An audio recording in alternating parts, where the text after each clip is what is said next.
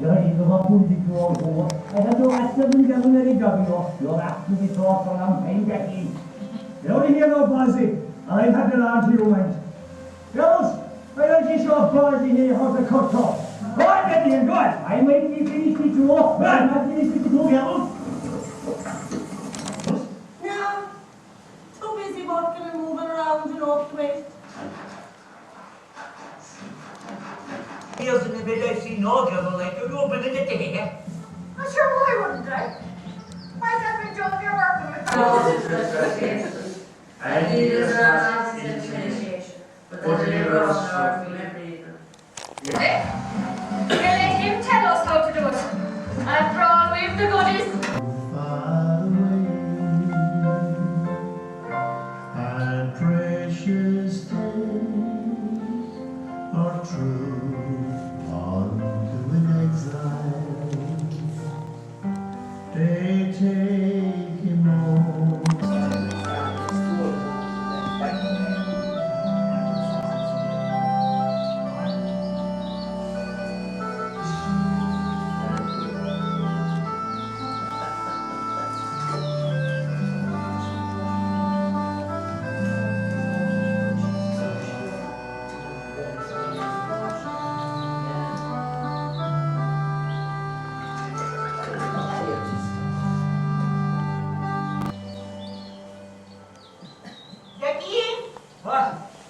What age is that old donkey you have there? And he is looking for the last 27 years. So he's like myself, he's bumped out. Anyway, keep walking, there's no time for idle chat. And when you pull down your dress, you bitch you.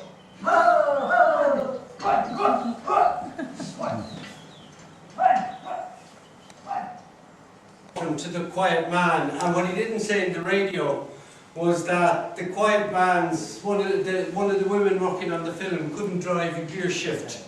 So at 13 years of age, he was driving two of Hollywood's finest around Kerry in was it a Morris Minor? In the back seat of a Morris Minor. At 13 years of age, was it, Leo? Right, Tom and Ted. Just as a quick intro, you saw Leo's films in London and Manchester. So, by the way, I'll just step back. Ted, Tom Knocknagoshel Dillon, to distinguish him from Tom Kerry's eye Dillon, and Ted Sweeney were very involved in Irish networks, the GAA and the St. Joseph's Catholic Hall in London, the GAA in Manchester. So just as by way of introduction, what did it mean to see Leo's films in England in the 90s? It brought us back home. It's important. And they're always also waiting of children's to the Irish culture. So it's huge. And Tom, you were documenting the Irish community in London, the Listowel reunions, the Knocknagoshel reunions, and you have, Cara and myself were watching Frances Kennedy watch herself in 1991 the other day. Was that 95? That was 95, yeah. It was a kind of a low kind of, they built it and the thatch was different. It wasn't really an Irish cottage, you know, and that was kind of taken away from the film as well, because an Irish cottage was thatched, you know. It was kind of a long thatched little house, low, with a low door that you nearly eat your head, you know, going in. And, I built something similar to it, and that's what we used for all the films then eventually. That was our set, and we were able to work inside there. So we made 16 films inside there. The rest was made outside in another place, you know. So part of the archive as well, Ted's Honest Trial, that's the film we'll show tonight. It's 1 hour, 18 minutes approx, and it's full of life, and I wrote it, produced it, directed it, and filmed it. And I did all the scenes myself. So I know every inch of it, and I like it because it's funny. and it is a real hard film.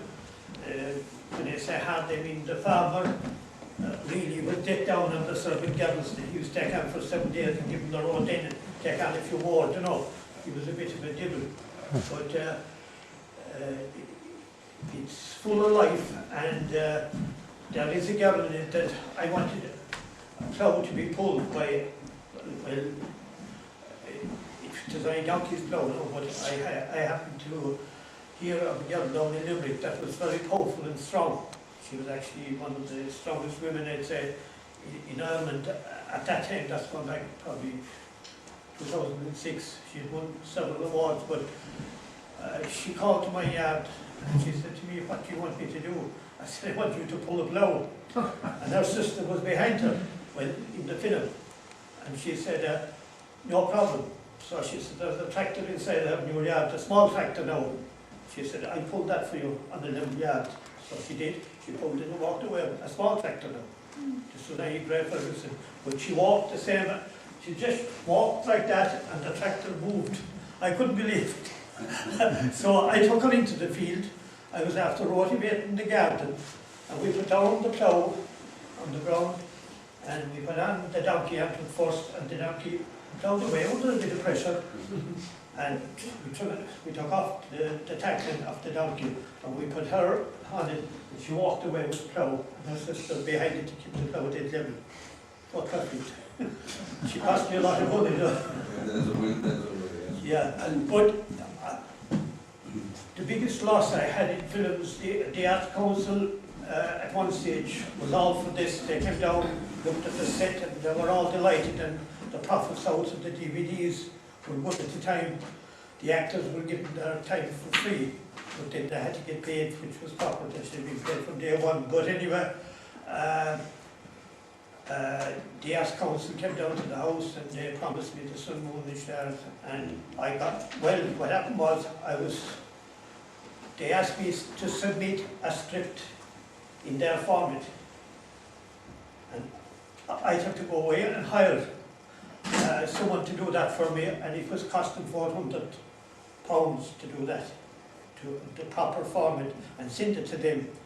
And I said to myself, £400 would make a film for me, so I didn't do it. I never bothered no more with them then. And what I did was, I was dealing then with, I was dealing then with the shops around the country, and unfortunately, Lee's Records closed down. John Lynch knows. He was a very nice fella that was running it, but unfortunately they went into receivership.